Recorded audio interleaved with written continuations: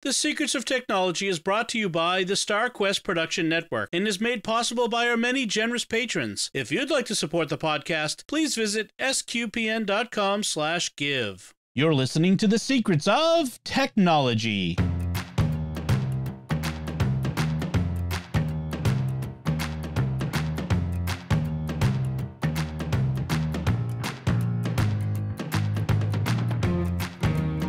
Hi, I'm Dom Bettinelli, and you're listening to The Secrets of Technology, where we discuss the technology news that's important to you from a uniquely Catholic point of view. And joining me today on the panel are Joanne Mercier. Hey, Joanne. Hey, Dom. And Father Cory Sticha. Hey, Father Cory. Howdy, Dom. And joining us is Joanne Stock. Yes, unfortunately, Maggie wants to get into the whole thing right now. We should do a secrets, the tech of pets sometime. That would be a fun episode. We could do some good things there. But for the now, I want to tell you about another show on the StarQuest Network that you're sure to enjoy called The Secrets of Middle Earth. And you can find that wherever fine podcasts are found or at sqpn.com/Middle Earth, all one word. So today's main topic, we wanted to talk about one of my favorite things, subscriptions versus purchasing. So these days with tech, there are a lot of things. It used to be, you buy a box of software off the shelf at CompUSA. Remember that place? Or you'd buy a computer or a printer and you brought it home and you owned it and it sat there and you used it until it didn't work anymore or you wanted an upgrade. But now we have a lot of subscriptions. And so now we're paying monthly fees to keep software running or for various pieces of hardware where we're sort of renting them. So I wanted to talk about the relative merits and, the pros and cons of software and hardware subscriptions versus purchases, what we might want to buy when we have the option as opposed to subscribe to, and that sort of thing. And I wanted to start with this story that I saw in the Atlantic magazine about Hewlett-Packard printers. And I have experience with this because I have an HP printer, and the Instant Ink subscription program. Oh, and, yes. And yeah.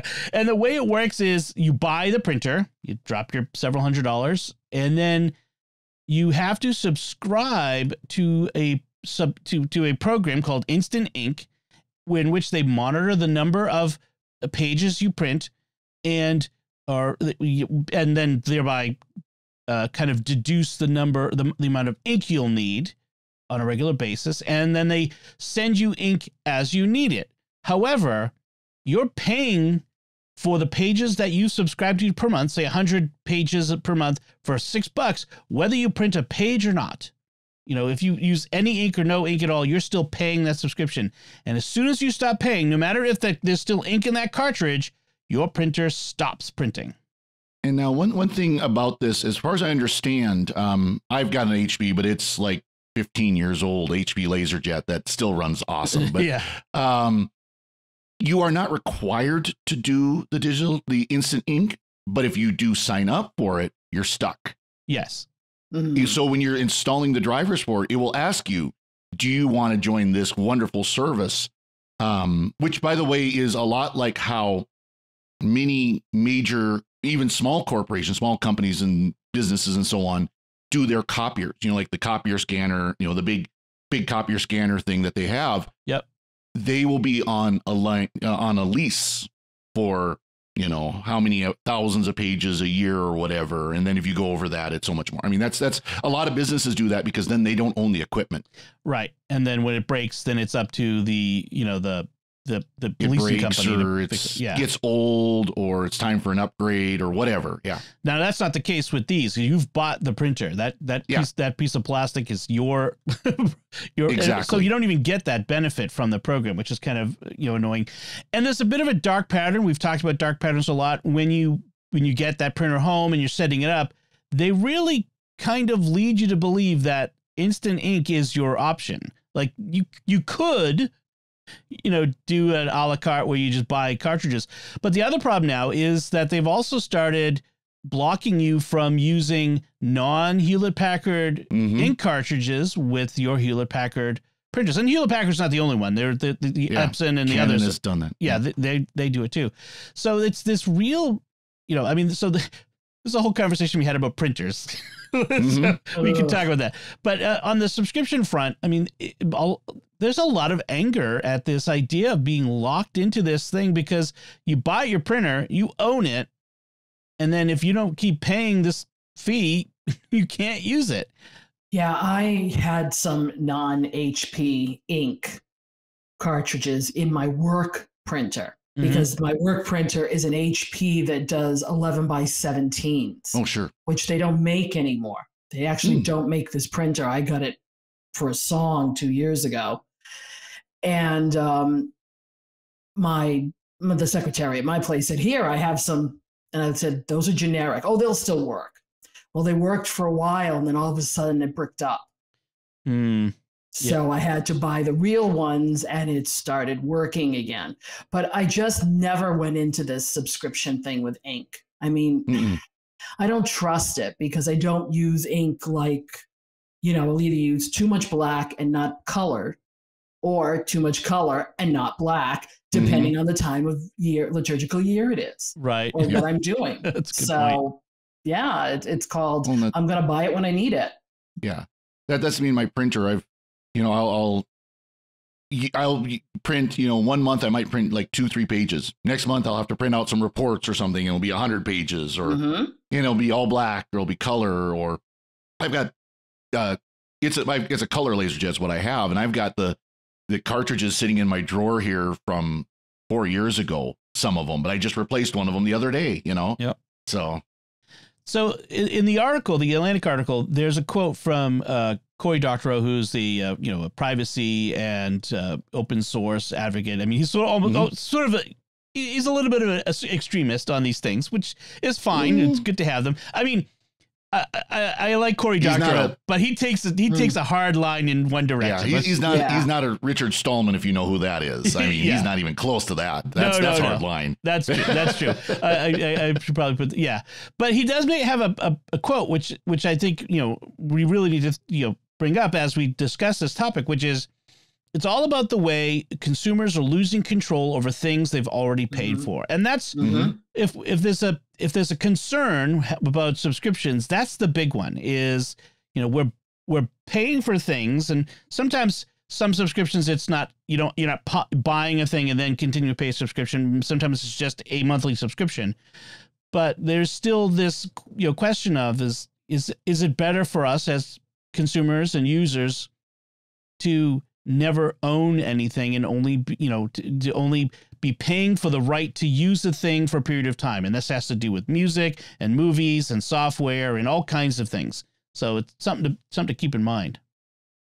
I think that with subscriptions, I like having the product on my computer. I always have, but some subscriptions might be worth it, because what happens is if you have, for example, not PageMaker, but the other one from Adobe. InDesign. InDesign. Yep. I had InDesign, an old copy of InDesign, for a very long time. I got very comfortable with it.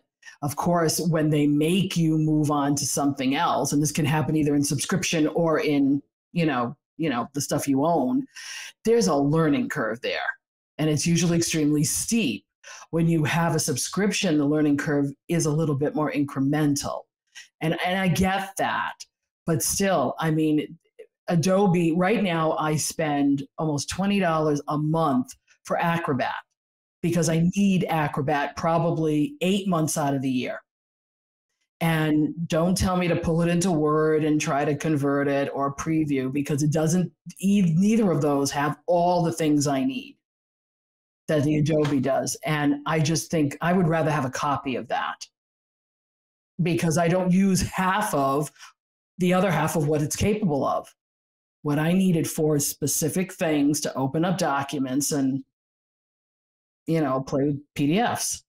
So let's get into the pros and cons of the different options here. The pros and cons of subscriptions and the pros and cons of purchasing outright when that's even possible. And that's actually another aspect, is sometimes it's not even possible to buy certain things versus subscribe to them. That subscription is the only option. So we should, stipulate that. But so some of the pros of subscriptions is, that they lay out for us is that with a subscription, the developers, like in software, they can constantly roll out updates. They don't have to wait to bundle them up into one big update annual to make it worth the cost of updating, paying the upgrade fee. And so they can roll out updates on monthly, improvements, bug fixes. And then you're always supposed to be getting the latest and greatest. Now, that's not always true. I know that with Adobe, there's constant updates, but they reserve their best features for their annual updates. And I don't love that. I would rather, give me that brand new feature as soon as you've got it finished. Mm-hmm. But so, well, it's the same with OSs, both Apple and Microsoft with Windows and Mac OS. They do small increments, bug fixes and stuff like that, but then they do the big releases every year, and it's a similar kind of thing. Microsoft Office 365, that one actually does seem to do the little small increments of, we've added this feature now, we've done this, where they're not doing the big annual, version 14, version 15 release, so that some are willing to do that. Others aren't, there's arguments for and against, I think both ways. But the downside of that is, what happens if one of those bug fixes something else that causes another bug, and now you're, things don't work like they're supposed to. Right. And that happens. I mean, I suppose that can happen with purchase or subscription, but like if they're constantly rolling new updates out, that's that many more opportunities for a bug to bring things to a halt. I agree with that. That's true. Just when you need it. Right. And then why we never update before we record. Exactly. That's right. I update like on the weekends and stuff. Like I did that this past weekend, in fact. So the other thing is, like with the hardware, with hardware devices, if you're in a subscription model with your hardware, one of you mentioned that drivers support is ongoing. Yeah. So if you have older hardware, you eventually hit the point where it's much harder to get the driver source. So like this old color LaserJet I have, it's kind of a bear to find the proper drivers for Mac OS and Windows. Linux does it better. but it's, again, it's a 15-year-old piece of hardware, and Hewlett Packard doesn't really want to support it anymore with hardware support. So it's very easy where a Windows version could, or a Mac OS version could, break the existing driver to the point where it won't work anymore. But if you're leasing the equipment, and that's essentially what you're doing, if you're on a support model, this isn't the instant ink, this is like you're actually leasing the hardware, then they're going to keep supporting that hardware with your drivers until they get to the point, okay, your lease is up, here's your new one, turn your old one in, we're going to do a new, here's the new lease. Yeah. And that is also one of that benefits too, is that you're always that opportunity to have the latest and greatest. If you're paying a monthly fee, when it's time for the new model, usually it's the same amount, maybe rolls over to a little more, inflation's inflation. But that's that opportunity to kind of stay current with the latest and greatest of hardware or software. And we see this more with phones, of course, whether iOS or Android, where, of course now it's not like it used to be where you just pay the monthly subscription fee for your phone to the phone carrier. Company. Yeah. Now you do like the 2-year payment plan, but it works out the same. And at the end of 2 years, you can trade in your phone, get a new one if you wish. And, you got the next 2 years of payments and upgrades. Yep. One of the things that can be a benefit of a subscription is to only pay when you need that software, or not with hardware, but usually with the software thing. So kind of like when people subscribe to Netflix to binge watch the new season of their favorite Netflix show, and then they cancel until the next season or whatever along those lines. And you can kind of do this with some software, as long as you're not paying annually.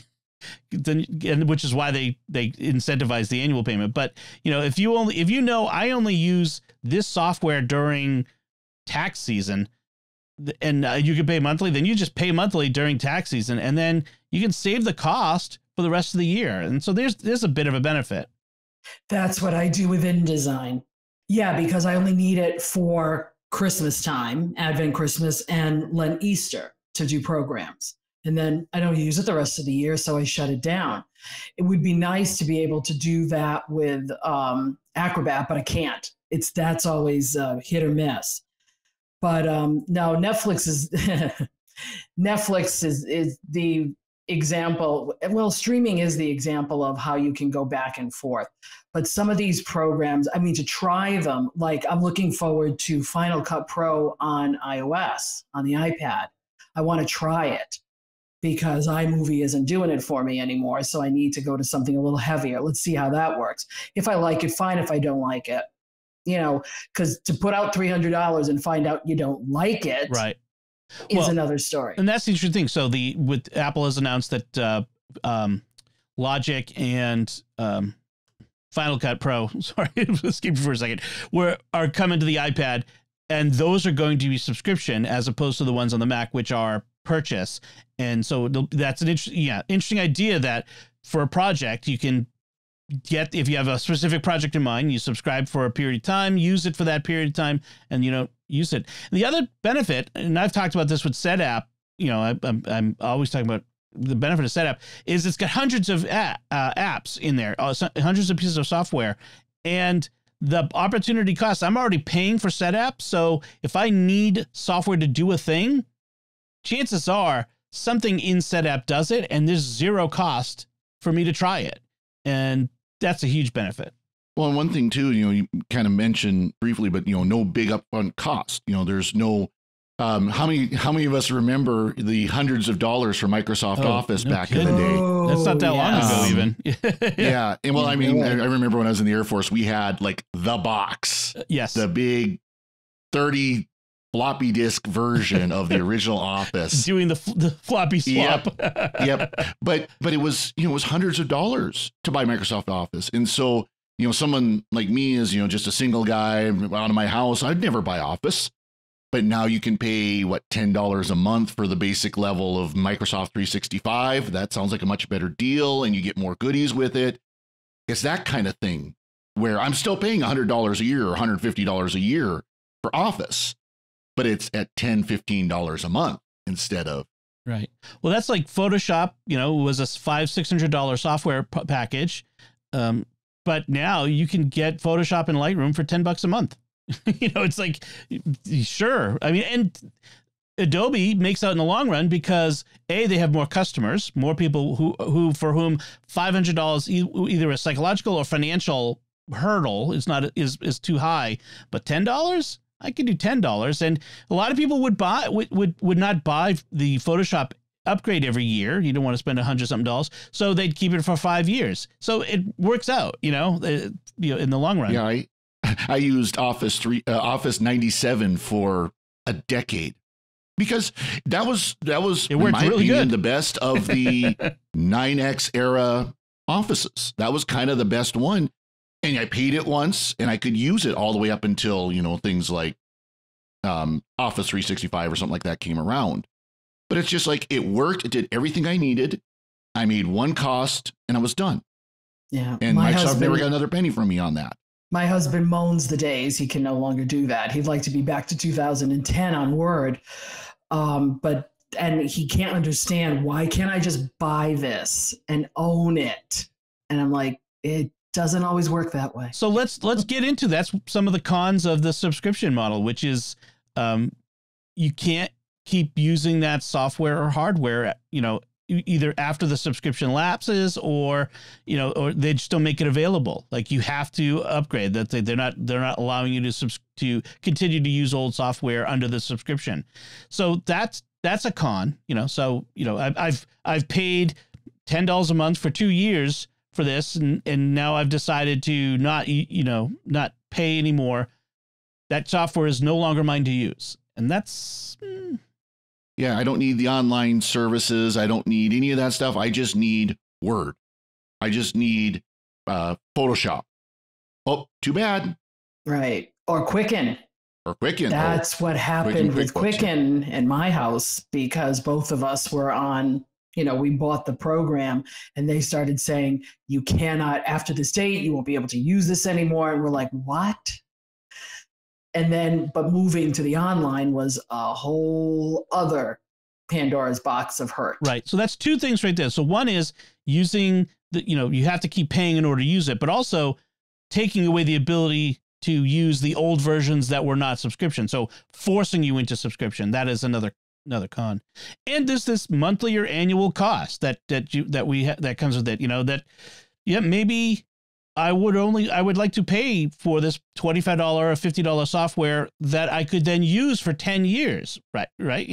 But that's not a possibility with a subscription. You have to keep paying, and you can end up paying a lot more for a thing than you would have otherwise. So so sometimes you get a better deal, but sometimes you don't. And that's just different between programs. Some programs, you don't need new features. It just works.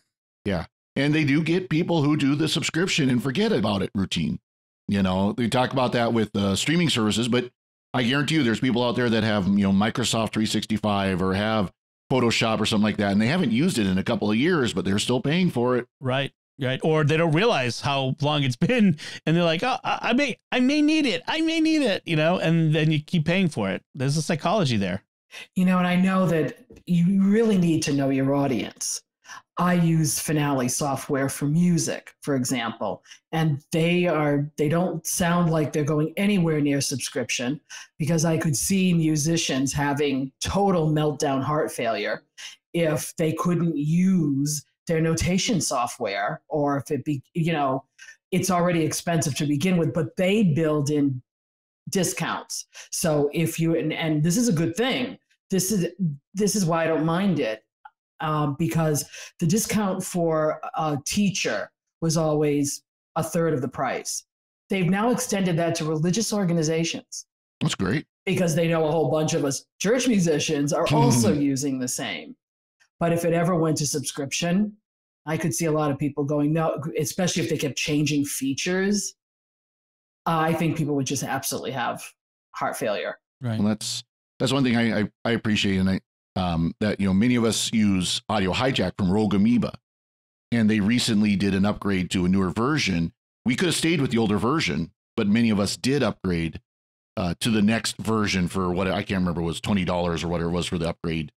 It was a lower rate, but we could have stayed at version 3 instead of moving to version 4, and we would have just fine staying at version 3 until Mac OS updates broke it, which is always a concern. Yes, there's certain programs, and that's the other thing is updates on purchase software are usually much less expensive than buying new, and sometimes that's a better deal than a subscription would be. And I've seen where companies have they roll out the subscription, and the old users they revolt. This is outrageous. You're going to cost me tons more money. And for example, Text Expander, which is a utility I've used for ages and is vital to how I do things, they rolled out a subscription model with some really good features. Actually, it's a better software now that they have this, but the subscription model was so much more, and they grandfathered in people who had already purchased licenses, and in perpetuity, you get this lower cost, which is fine by me because I paid. But I look at Evernote, which is a subscription, and I mentioned this recently on the show. They went from, I paid $44 a year several years ago with a grandfathered subscription to $70-something last year, and now it's going up to $130 this coming year. Double, and I said, almost. Yeah, I'm out. I mean, yeah, I got out of there before when it went up the first time, because I figured out with Notes, now it might not be as perfect as Evernote, because Evernote was just perfect. I can still do most of the things with Notes that I need. So why should I pay for something? And I love it when you leave a subscription, whether it's streaming or whether it's this stuff. It's called, they want you back. Retention. You keep getting all this email about, wouldn't you like to come back? We'll give you a deal. And I'm like, 3 months. Free 3 months. Yeah. When I canceled, was it was it Evernote or Camo Studio, which is the phone one, because I just wasn't using it. Immediately on the cancellation, they offered me 50% off if I renewed. I'm like, it may be worthwhile for people to just cancel and get the deal. I mean, just to see if you get a deal. And they plan for that. I mean, that's always been a trick with the cable companies, DirecTV, whatever, is you call and cancel. I'm going to cancel. And they're, well, we'll make you a deal. We'll give you half off for a year. We'll do, and they have no intention of canceling. They just want to see how good a deal they can get before the person on the phone finally says, okay, I'm doing your cancellation. And that's how Sirius Satellite Radio stays in business. No, I'm one of those guys. I just keep paying it. I don't care, but I use it. They love you. So one of the other cons of a subscription/lease model for hardware, especially, is it can be wasteful of physical goods, of stuff, landfill problems. So e-waste. E-waste, yes. So, if you're upgrading your phone every year because it's the same monthly cost, if I'm paying $20 a month and I get a brand new phone as soon as the new ones are out, that old phone, I mean, they're not throwing it in the trash, probably. They're probably recycling, but it is still somewhat wasteful to be doing that. I don't want to judge anyone if you get a new phone every year because you can afford it. I'm not judging you, but in the grand scheme of things, on an economic level, it is a little bit more wasteful. And some of those companies, I think Apple at least used to do this, is they would refurbish those, and those would become like the refurbished phones or the ones that they would use for different charities or whatever, so that they weren't going to waste. They just, were getting repurposed. But yeah, there is a problem again. Like if you got a printer, an HP printer, and it, you stop doing the instant ink, and now you've got a paperweight. What are you going to do with it? You're going to toss it. Yes. Yeah. And that's definitely a con of the subscription/lease model. We've kind of talked a little bit about some of the pros of purchasing as we've talked about the subscriptions. And one of the pros of just purchasing outright where available, again, this is not, but is a predictable and controllable cost. You say, I have a budget, and my budget for this year, I'm going to pay this money up front now. Boom, I own it. This will go in my computer and will work as long as I want it to, as long as I don't upgrade, things that break it. But it will work until I budget for that next upgrade at some point down the line, not necessarily. And that way you don't have subscriptions are also a somewhat predictable cost because it's going to be this much every month, but it's not a little really different. Because that's one con we kind of hinted at. Subscriptions change. Yeah. And that's rarely down. It's rarely down. That's true. And so you really can't budget a subscription for more than a year or two. Because then all of a sudden, now like you talked about Evernote, all of a sudden now it's twice as much as you paid last year and 4 times as much as you paid 2 years ago. Right. That's Oops. true. Yeah, that is so true. You can predict that when you buy it. When you buy, an office package or a financial package or whatever, you can say this is $100. Boom. I've got that $100 spent for the next couple of years until I'm ready to buy the next version. Yeah. And then the other thing we've mentioned is the ability with software, especially, you can use it for as long as you want, or hardware even. Like if you buy hardware or software, it's yours to use as long as it works, as long as you haven't broken it or, in some form or fashion. And, you can use Office 98, which in my case, which is Office 98 for Mac, which I loved, was probably the best version. You could use that for 10 years, as long as the OS will support it. And that's a benefit. Again, that's my printer that's sitting here, 15 years old, still works well. Just keep feeding it toner and paper and it's happy. Yeah. There you go.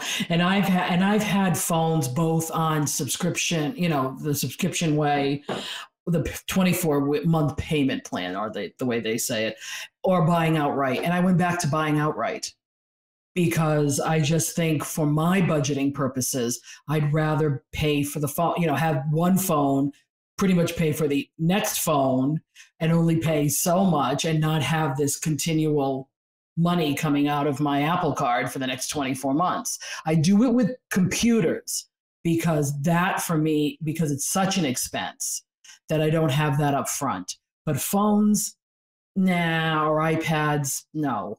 It's I'll buy them outright at this point. Well, and then there's this other benefit of buying things outright is you own it. And that means when you could loan it or sell it or pass it on to someone else. And that's a not inconsiderable benefit that we are losing with so much subscription stuff out there. Is, you can't just sell your subscription, your software to somebody else and recoup some of the cost. And that's one thing I got burned with Verizon is I had my previous Pixel phone, they had the bootloader locked by Verizon, not by Google. And of course, Verizon won't ever unlock it, even though I did the 2-year plan and paid it off and all that. It was still locked to Verizon. So now with this new phone, my current Pixel, I did straight unlocked from Google, bought it, unlocked, so I could, if I want to jump carriers, if I want to, if I want to put a new version of Android on it that's not supported by Verizon, I can do it.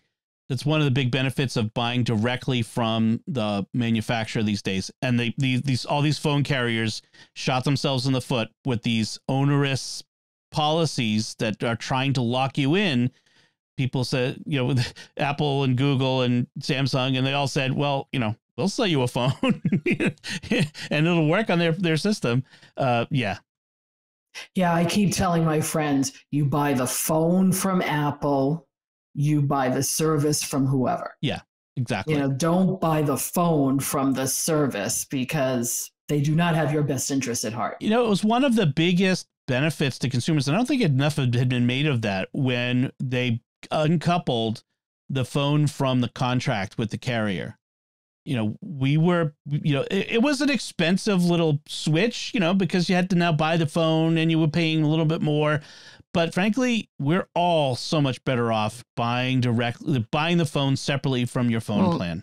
And it was different when the phones were the dumb phones, where they texted and made calls, and that's all they did. Once smartphones came into the picture, that changed the whole environment. Because now you don't just have a phone, you've got a computer. And it's no different, that could be even as powerful as the one you've got sitting on your desk compared to how old your computer is. But now all of a sudden this is not a device that it comes from your company that you just use because that's what your company gives you. It's now, this is my life. This is my diary. This is my contacts. This is my games, my apps, everything on here is mine. And I just need to pay to have that connection to the cell tower so I can use it. It made more sense when you got a phone for free. It was a dumb phone and, you can sign for a contract and we'll just give you a phone. And it's a free, commodity. It's like every other phone, but now it's not the same way and you're paying so much extra. So I agree with that. It's kind of interesting now. Remember when you would pay for the cable modems or the cable boxes, and that's gone now. When I switched over to a cable-based internet now instead of the Starlink, and the modem is free. The modem is part of the package. Yep. That's true.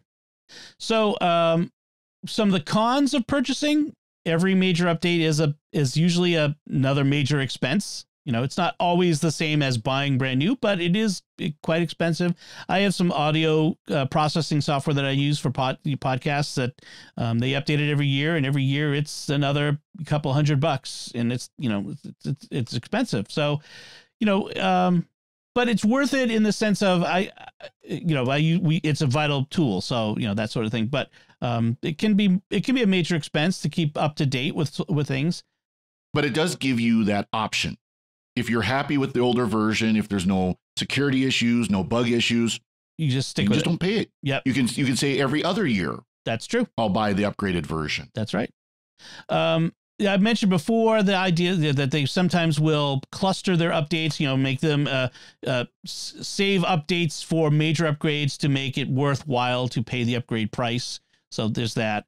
And then hardware can be expensive, and thus it's easy to fall behind in technology. So in other words, if I'm buying my phone outright, maybe I can't afford a new $700 phone every other year. Maybe I have to make this phone last for 4 or 5 years, or, I get into a financial difficulty and I just don't have the money and so they end up with a phone that's falling behind. now it can't even get the latest system updates, and maybe it's not getting the security upgrades. And that can be difficult for people to be able to do. So that purchase in that case. So people will tend to be willing to live longer with broken but usable tech, like broken screens, even broken hardware. So yeah. Or again, driver issues, you know, if you've got a scanner or a printer or something like that, where all of a sudden the manufacturer's, okay, we supported this for 5 years with new driver versions. Oh, by the way, Windows 12 just came out and it broke their driver model. Good luck.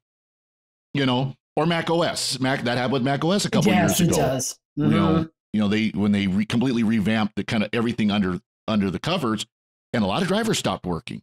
Yeah, I have a perfectly good Epson flatbed scanner that I use for photos. And believe me, when I've had to jerry-rig on drivers in order to get it to work on the M1 has been nothing short of a major headache. Right. So there was, the 64-bit transition and then the silicon transition. Both of those were big disruptions for that sort of thing. And a lot of hardware got left behind on both of those, and software got left behind on both of those. So those are the pros and cons. I'm sure there are more of each, but let's talk about some subscriptions, common subscriptions that we would mention. I always talk about SetApp. I still recommend it. I think it is well worth the price. Yeah. You're wearing me down, Dom. You're starting to wear me down on that one. I'm constantly finding new things that are worthwhile, and I'll try something for a month, a week, you know, and then I'll say, you know, this isn't really working out the way, you know, it hasn't really fit into my workflow the way I thought. And no cost lost. You know, I didn't pay anything. I didn't lose any money. I was willing to try it out, and I have found things that I was like, wow, you know, this is interesting. I would never have bought it or even really downloaded a demo, you know, a trial version, but because it's just there, I try it and it works great. So that's set up for me. Yeah. My biggest thing is with Clean My Mac. You know, I love that. And now I'm considering trying to stay with it. And it's part of the subscription. So it's like, ooh. Well, the thing is you can go through and see all of the software you already own that is part of SetApp that might either be subscription or purchase, and then add up the cost of that, like annual upgrades or subscriptions. And see, that's what did it for me. Is I realized I was paying more for all of the stuff that was in SetApp than it would have cost to just get SetApp. So it was actually a savings for me. So, all right, because I use Gemini 2 also. There's another one. Yep. So that's all right. I'll do that, and I'll let you know next time. Yeah, I mean, I'd be interested to see if you find a lot of software that you already own that's in there.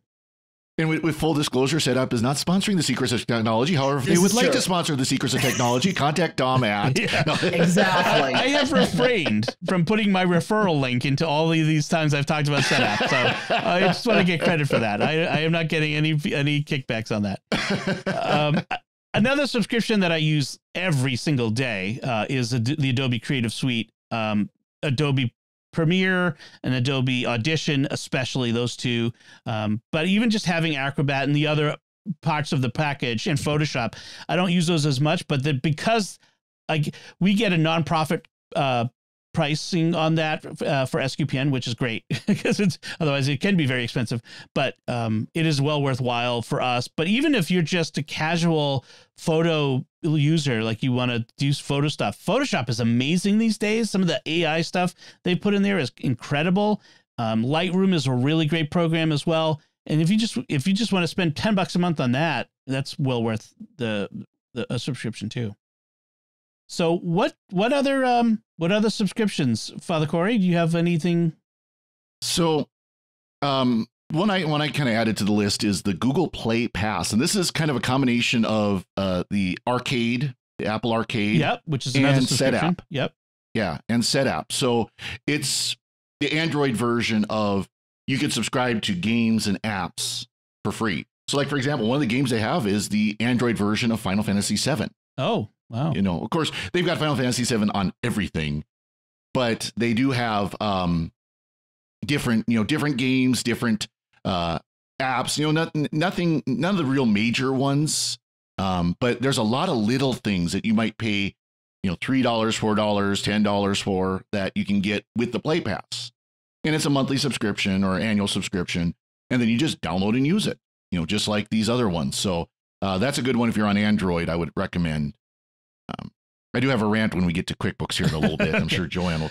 I do want to add, Apple Arcade is another $5 subscription. There are hundreds of really good games in there that cost nothing and have the big one is A, they do not require an internet connection to play. That's one of the requirements to be an Apple Arcade. And B, they have no in-app purchases. There is no buying gems to get ahead and all that sort of stuff.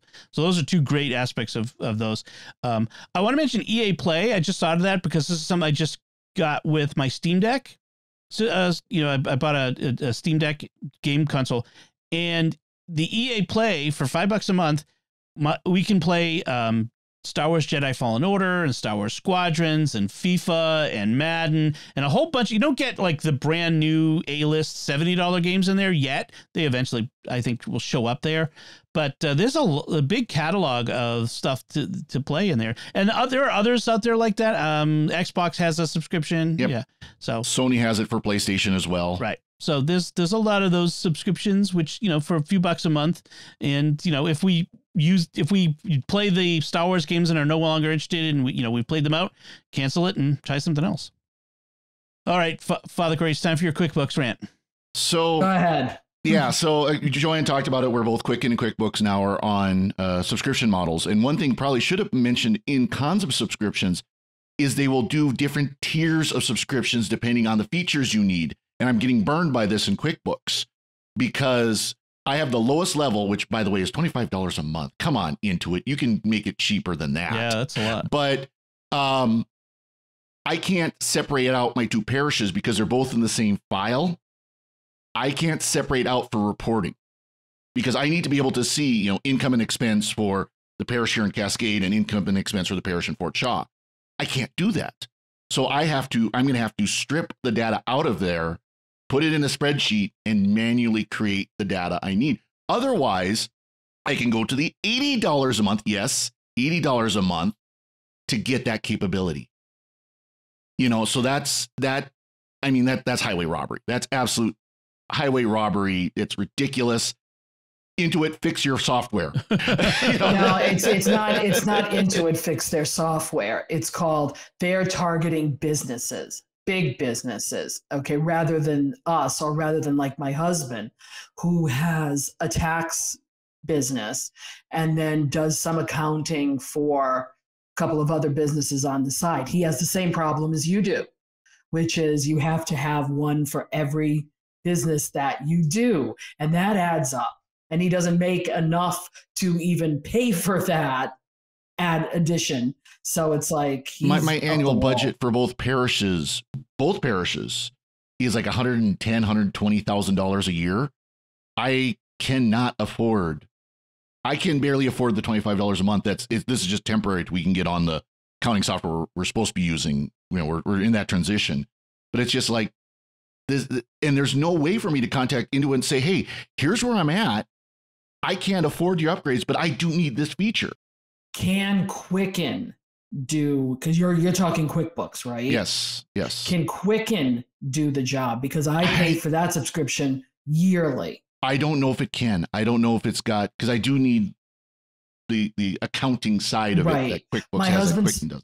Started using the Quicken for something. I can't remember if it's just our household stuff or what, but he started using Quicken and only has QuickBooks for one or two things. And frankly, but I'm wondering if that could work. And frankly, if I was going to go to something like Quicken, I would just go to that Money Dance I talked about when we talked about the financial software, because I've already paid for that and I could just create a new file and use it. And it's not a big deal.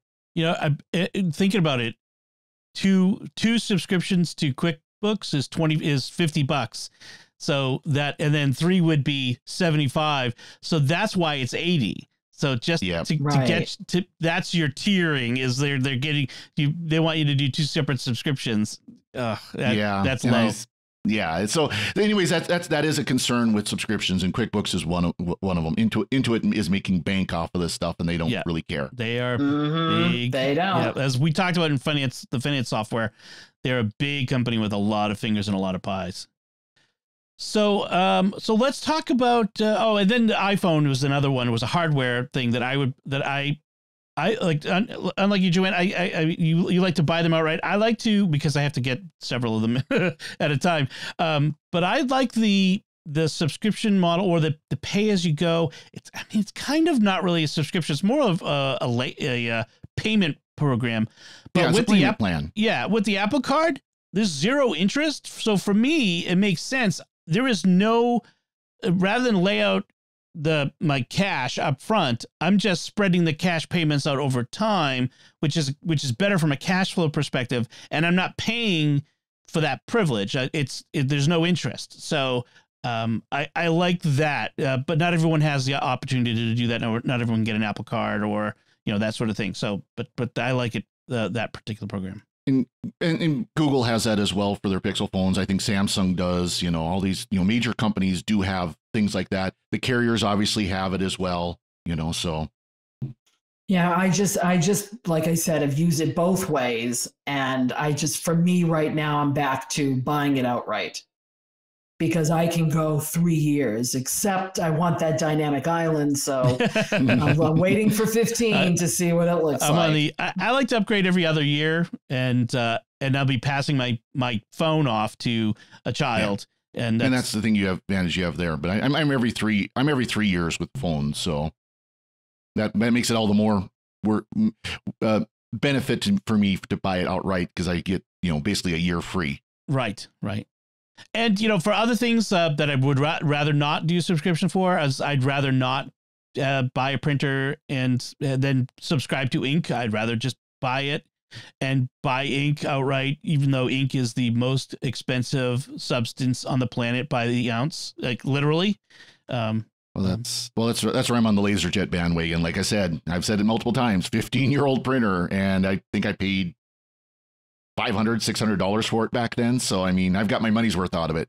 And that is a thing, if you're talking hardware, especially, that is going to last like a printer, if you're not using it too heavily, and like a LaserJet, something like that, laser printer, it's almost foolish to do a subscription service. Right. Because the drivers for those, the more expensive the printer, the drivers, it's more likely those drivers will work longer. They tend to be more standardized. Like you could use it. There are generic drivers that you could just do the basic functions for those. So that is a benefit of going with a slightly more expensive. If you lay the money out ahead of time on a more expensive printer, it's a little more likely that will last longer. I've gone through so many inkjet printers over the past 10 years. See, I gave up on inkjet because I kept having problems. I wasn't using them enough, and they'd jam up. Right, and that's why I have a laser here myself. Yeah. But and then of course one thing too, kind of.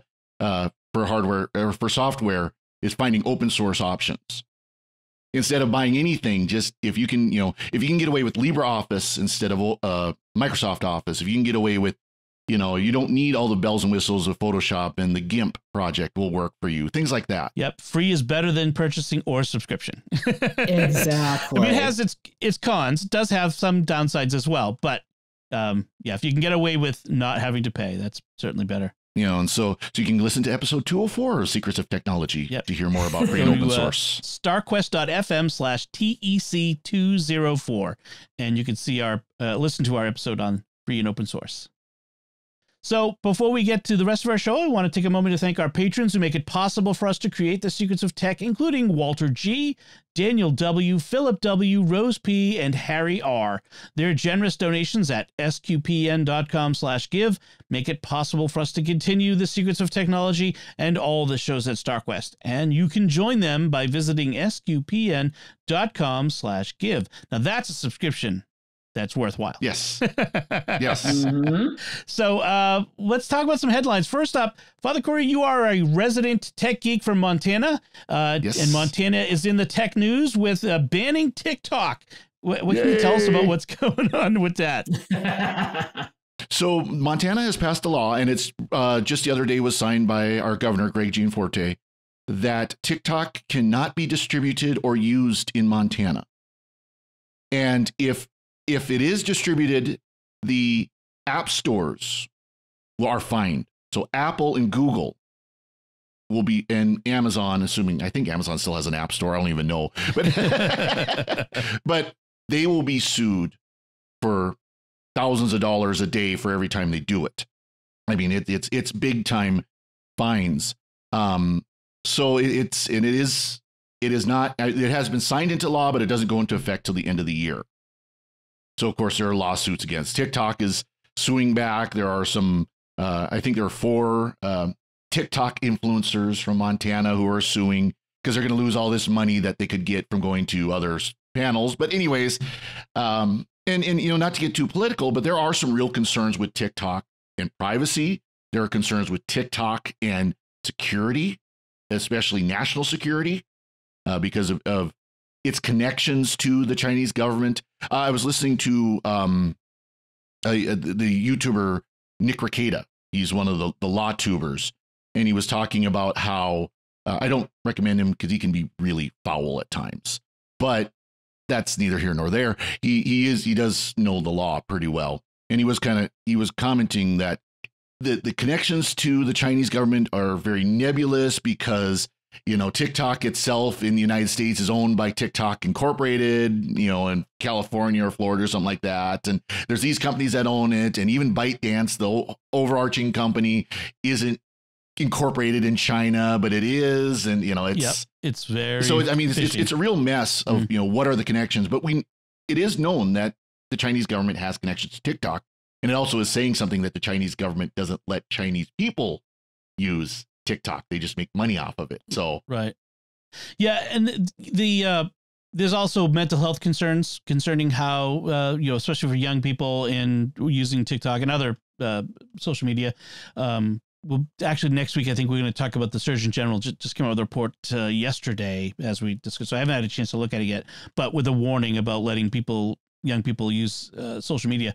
But, this idea that TikTok, that they have to be able to use TikTok in order to make their living. I saw a report that there's been this huge movement of TikTok creators moving from TikTok to Instagram and using Instagram Reels, which frankly, Instagram Reels is basically TikTok a week ago. Like if you ever look at it, so many of them say TikTok on them. They're just recycled TikTok videos.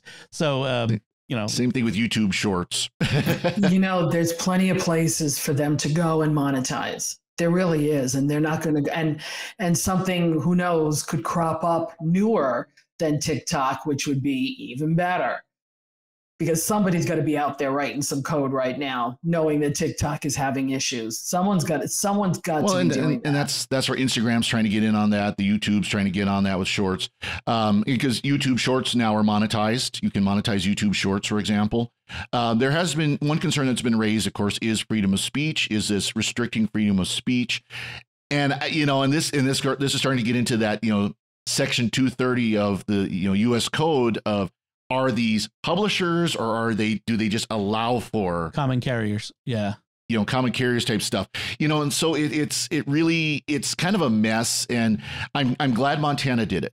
If nothing else, this helps hash these kind of issues out.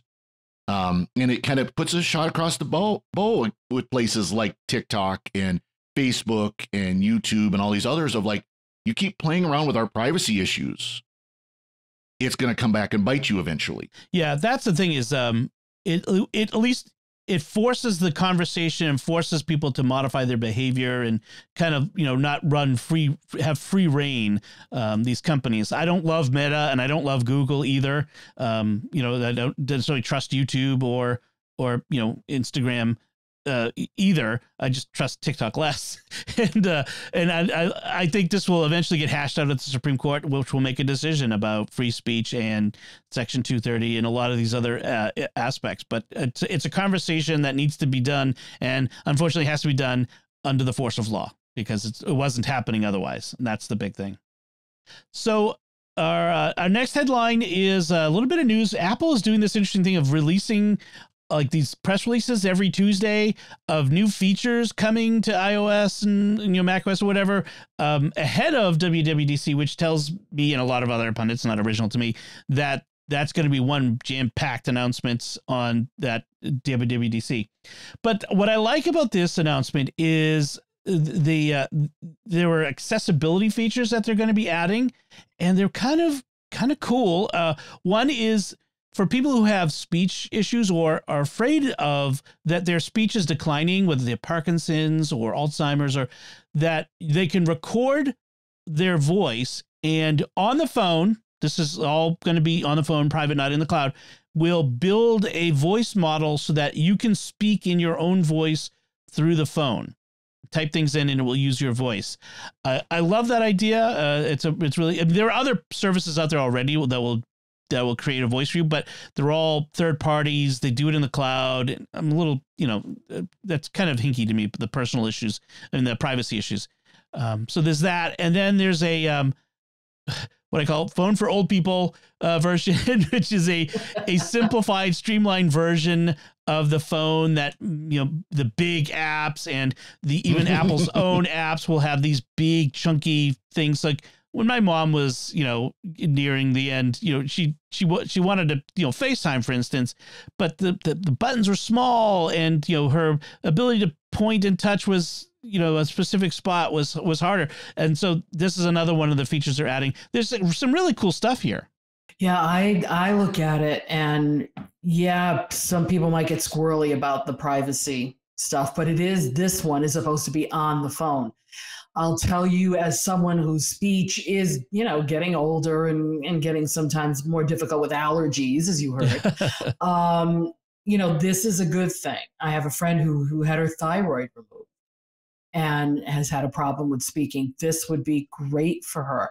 And not just for old people here, singers, as I used to be one, there are times when you are told you need total vocal rest. And to be able to have your device that you always have with you speak for you in those times, I see the benefits of it. And I say, yay, I'll try it at least. Right. I have to admit, when I first saw the headline, it's like, why do I want Siri talking back to me in my own voice? That was my first impression, because that's what it made it sound like. It was, iPhones will be able to speak in your voice with 15 minutes of training. It's like, why do I want my phone talking back to me? I don't like hearing my own voice when I record my homilies, much less, But no, this does make a lot of sense. This actually, there's technology out there that does that with AI, where it doesn't take much programming to get a relatively decent simulacrum of your voice. And it sounds, and this can be a very big benefit. Mm-hmm. And see, I'm going to be devious. I'm going to do it on my husband's phone, so it talks to him in my voice. That's what I was going to say. Imagine the prank possibilities of if you could switch out Siri's voice with your own voice, and then put it on. Like I was thinking, put it on my kids' phones. So it'll be the dad all the time. Yeah. Get up! The alarm is just you shouting at him. Get up! Get out of bed! Now, Apple, I know Apple has a much better reputation than Google does for privacy. However, do we know really how much it is? Apple says they're very private, but we don't know for sure. Because I can see that if this gets into the wrong hands, it could be, there was an article we talked about, wasn't it last month, where about the guy was able to use recordings or AI generated versions of his voice to get into his bank account. Stuff like that, stuff where there's voice recognition, that could actually be a concern. So, again, this is assuming Apple is above board on their privacy things.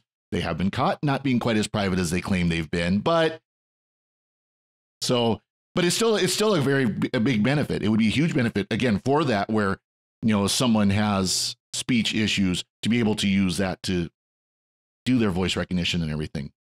But I think if it stays on the phone, we have less of a chance of that type of thing happening, where somebody else is using the voice rather. So that makes me think maybe I don't want to put it on my husband's phone. Yeah, that's right.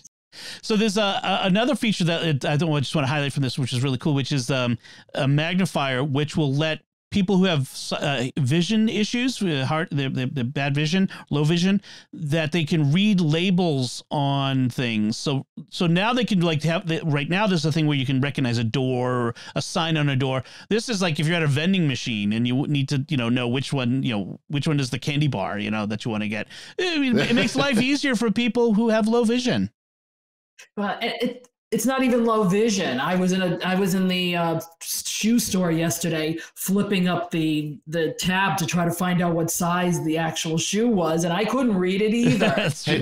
Have you ever tried to read the information on a power plug, like a charging plug? Yes. I mean, that gets so tiny. Or serial numbers on devices. I've done that where I've literally taken a picture of a serial number and zoomed in on it. Yeah. I use the magnifier. I mean, there's so many features with that. Yeah. Actually, there are apps that do that, but it's nice that Apple is putting it as part of their actual camera software. Yeah, and that's the thing is it will the big thing that this does is it will see what you're pointing at and tell you what it is. So when you're if you're pointing at the microwave, say control panel, it will say that's power, that's time, that's so it will read it as you're pointing at it, and that's the big new thing. So that's really cool. I like that. All right, so from Apple good to Apple bad, let's talk about we talked a while ago about this report in the Wall Street Journal about how bad actors were stealing people's phones after shoulder surfing to get their passcode into them, and how easy it was for them to the crooks to then lock you out of your life, your online life using that. There was another report that just came out, not just came out about a month ago, that showed how they could then further use the recovery key security system to permanently lock you out of everything, that you can't even recover your account. So that's pretty bad. There's an article that I'll link to that will show you how to, it gives them ways to stay safer, or to prevent it. The big things being use Face ID and Touch ID when you're out as much as possible. Sometimes I know that's not possible. Sometimes it demands your code, so you need to treat that code as if it's the crown jewels, because frankly it is. Yeah, that made me nervous for my husband, who has the 4-digit. Don't do the 4 digits. That's the easiest one. Yeah. I told him. And that's the thing that's scary is when you're a couple, right? You can be as secure as possible, but if your spouse isn't, they have access to a lot of the same things in many cases. And so you got to make sure that they're being safe too. So Apple responded and didn't have much of a response. My guess is it's typical Apple. They'll roll something out perhaps at WDC in the next iOS 17 or something along the line that will make this better, if not perfect. I don't know if there's a perfect. Well, and they always say the physical security is the most important one. If they don't have your phone, they can't get into it. If you're prone to losing your phone, you're dropping it or whatever, maybe one of those phone cases with a wrist strap might be. Yeah, I got one of those for my daughter. I love her, but she's a klutz, and so enough said. Yes. And then just staying on the using tech when you're old thing. Amazon has introduced a new feature to make dialogue in its TV shows actually intelligible. Now this is not across the board yet. This is only in certain made for Amazon Prime Video features, but it's called Dialogue Boost, and it's a setting where you can have it boost the dialogue in comparison to other parts of other sounds in the show, music and sound effects, to help you understand it. Because I tell you, I watch a lot of shows these days with the closed captioning on, just because how often I have to go, what? Well, and this isn't just an old age thing, because there's a video out on YouTube. I can't remember who created it, but how they mic people and how the actors and how they have the actors perform their roles has changed. Gone are the days where they would hide, a big boom microphone above the stage, or, have a plant with a microphone stuck in it. That's much more able to pick up the actors. Now they do the little lapel mics and things like that.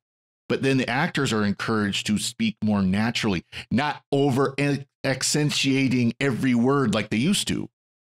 Yeah, I mean, you look back in the old 30s, back when sound was first coming into movies. I mean, they're really overacting that audio so you could hear every word. That's true. Not anymore. Yeah, but that's why stage actors do much better, because that's their training. Mm-hmm. If you're doing a movie, or television, that's not your training. And so there's this video goes through the whole thing of how they mix the sound, how they capture the sound, how the sound is presented is very different. And where it might be very clear when you go to the big, Atmos surround sound theater, but then you watch it at you're at home and it's on your sound bar and it's much more muddy. It's much harder to understand. Or on your iPad or your phone. This isn't an age thing. Yeah. So this isn't an age thing. This is something that how movies and TV are filmed and edited has changed. I think we need to have these on devices rather than on apps. Okay. So, yeah, I agree. It would be nice if they could build this into the hardware to make it across the board. YouTube, Amazon, Disney Plus, all of them.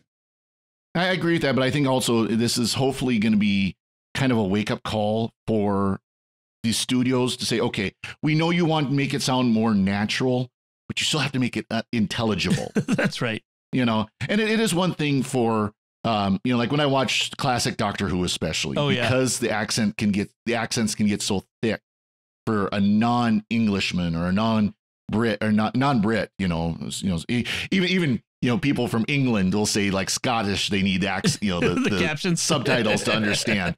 Yeah. But that's one thing, but it's another thing again when they've got so much background noise and music and everything else, and the speech isn't being accented.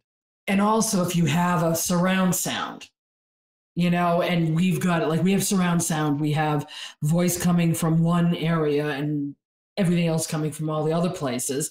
And I've had to put that center channel up, I don't know how much, to so now it's out of balance with everything else. And it's like, I think it has to come down to, I really do think it has to come down to devices, because we can't trust these apps to be able to monitor this stuff. And we can't pretty much tell producers and directors and creatives how to do their job, because they won't either.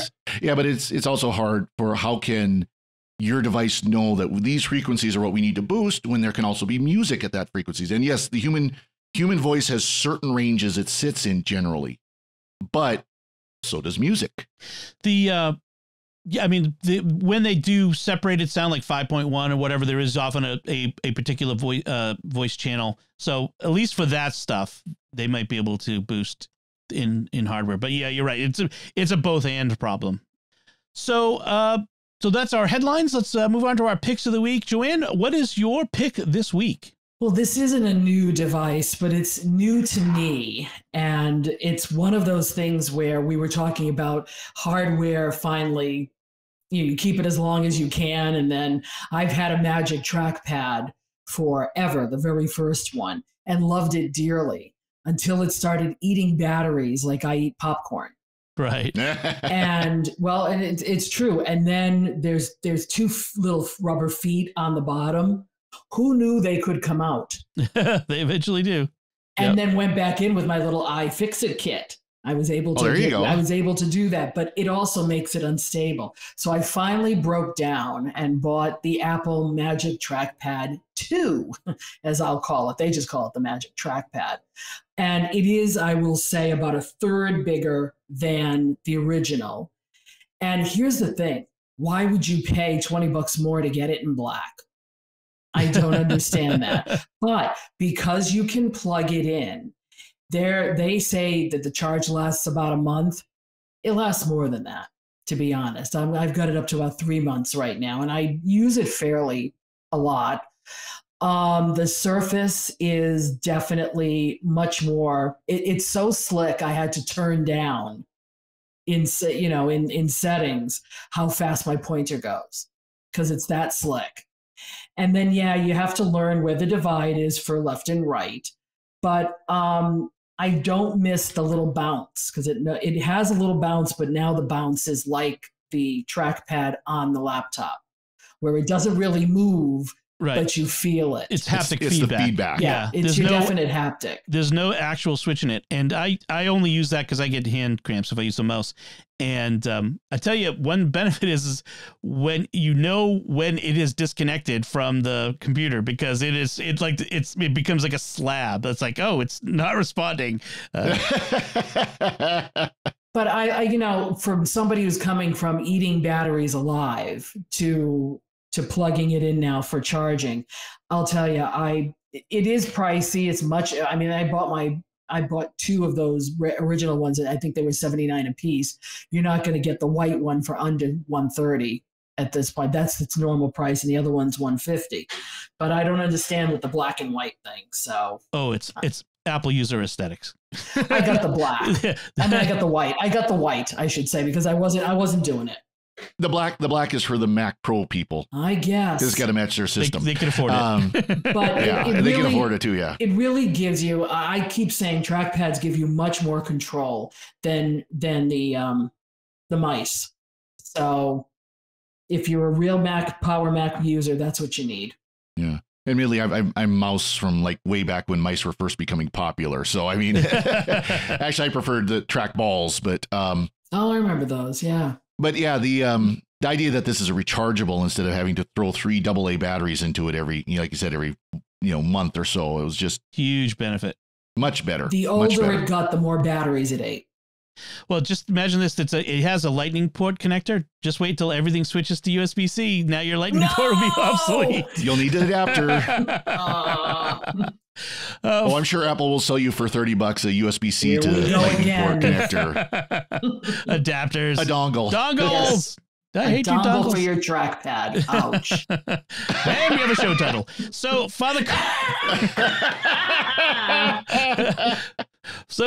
Cory, what's your pick this week? So I'm picking a YouTuber that I've been following recently. He's a lot of fun. He's actually been really putting out videos for about the past year or so, and he's part of kind of the whiskey culture, if you will. Because there's with drinks like whiskey and gin and stuff like that, there are two kinds. There's the stuff, the rot gut that you mix with a cola to have a whiskey Coke, or there's the good stuff. There's the stuff that you're gonna put it in a nice glass, and maybe if you're a smoker, you're gonna have a cigar or a pipe with, and sit out on the patio and enjoy. And that's where this guy's at. But he's kind of a redneck from Alabama, so he's kind of a lot of fun. He he'll talk about a good whiskey, like if you're familiar with Weller or Pappy Van Winkle or something like that. Really good, really sought after whiskeys. And then he'll do mixed drinks like a Fuzzy Navel, so he'll kind of do different blends and different things. And it's really kind of interesting because, again, he seems like more of a regular guy who likes good whiskey, who likes, to get a good whiskey that you can sit with friends and sip on. And if you drain the bottle, well, you're going to feel pretty good, but you enjoyed your time doing it. You're not getting drunk for the sake of getting drunk. That's amazing. He's been only doing this for a year, and he's already up to 368,000 subscribers. That says something good there. So that makes me want to check him out. And it's something, talking about, like he does the shorts and things like that. And by the way, I think that helps a lot. Yeah, that's true. We ought to be doing more shorts in SQPN. Yeah. But he's fun to watch. Yeah. Again, he's kind of a character. He'll do live streams where he'll review whiskeys and the whole kind of deal. So it's a lot of fun to watch. So my pick this week is a charger, a wireless charging stand. So it's the Anchor, of course, power, because Anchor and SetApp, that's me. Anchor PowerWave 2-in-1 magnetic stand. So what it is, it works with the MagSafe for iPhone. And so I can slap my phone onto it. It's nice and easy. Holds it pretty good. And it's got this bar with the puck at the top that I put it on. And the puck at the top is adjustable, so I can adjust the angle. That was the problem I had with my last wireless charger. It was a set angle, and whenever I wanted to unlock the phone when it was in front of me, I had to kind of like maneuver my head over into the Face ID zone, and that sort of thing. It was a real pain. This works really well, and then it also has on the base a little indentation that's for your AirPods. So you can do wireless charging your AirPods on it too at the same time. And it has 2 little indicators to show you when they're charging, when the AirPods or the phone is charging. And I find that even because it's this bar with the puck at the top, I can sometimes put my hands around it and manipulate the phone without having to take it off the charger. So it's really nice. It's a pretty fast charger. You know, it works with any iPhone that does the wireless charging. The MagSafe wireless charging. So definitely want to recommend that. And it's not that expensive, $32, which is pretty good for a dual charger like this.